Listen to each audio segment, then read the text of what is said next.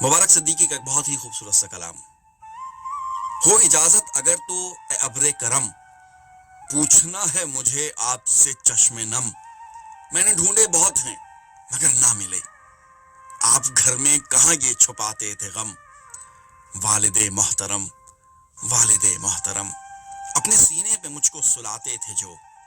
پیارے ابو وہ مٹی میں ہی سو گئے.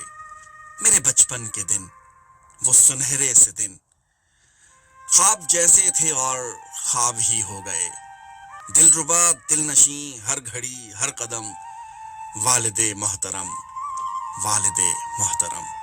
آپ تھے تو یہ منظر بہاروں سے تھے، میرے آنسو بھی گویا ستاروں سے تھے. آپ تھے تو تلاتم کا ڈر تھا کیسے، آپ تھے تو یہ دریا کناروں سے تھے.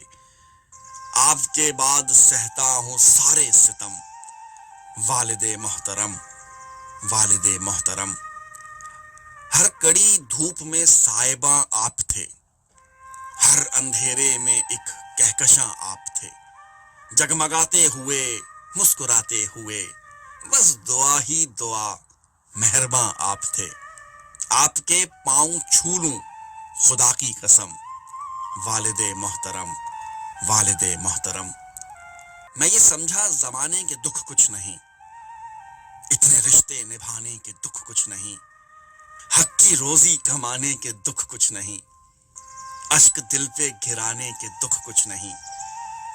یوں چھپاتے رہے آپ رنج و الم، والد محترم، والد محترم.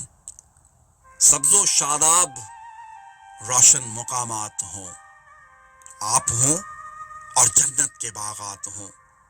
پھول، خوشبو، دعا، روشنی، دلکشی، یوں خدا کی ہمیشہ عنایات ہوں.